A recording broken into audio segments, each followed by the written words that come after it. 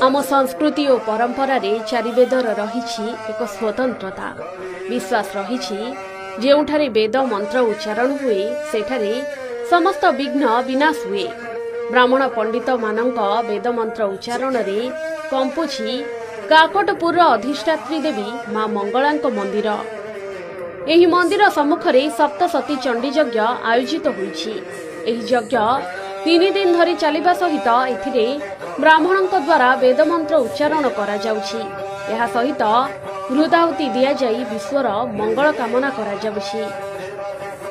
वैदिक रीतिनीति रे मार्कंडेयଙ୍କ रचित चंडी पुराणर श्लोक उच्चारण करा जाई यज्ञ कुंडरे आहुति दिया जाउछि। एही यज्ञ द्वारा मां मंगलाଙ୍କ भक्त एवं श्रद्धालु मानकर मनस्कामना पूर्ण हेबा सहित मां मंगलाଙ୍କ सानिध्य लाभ होइथाय। मां मंगलांगर एही दिव्य देवीमुख दीर्घ 10-12 वर्ष हेलाणी चली यज्ञर पृष्ठपोषकता करुछन्ति श्रीयुक्त निरंजन दीक्षित एवं परिवार तथा समस्त दाता उद्योक्ता एवं ये अंचल अनेक बदान्य व्यक्ति जो मान द्वारा यज्ञ आयोजित होती दीर्घ दिन धरी मां निकट में विश्व कल्याण संसार सुख शांतिर वार्ता बहन कर। आज के दीर्घ 12-14 वर्ष है यज्ञ समस्त भक्त माने समस्त मंदिर सेवायत मान कर। आज आमर भगवती माँ राजराजेश्वरी परम वैष्णवींकर एठी चंडी यज्ञ 3 दिन चलो।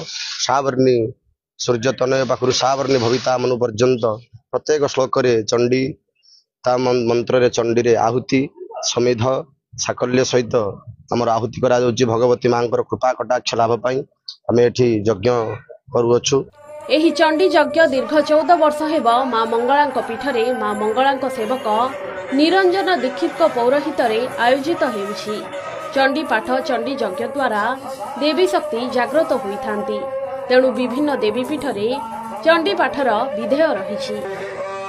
3 दिन व्यापी आयोजित हेउथिबा एही चंडी यज्ञ रे दैनिक चंडी पुराणर 700 श्लोक रे घृताहुति हेबा सहित मां मंगलांक बीज मंत्र रे 1000 घृता आहुति प्रदान करा जाउछि।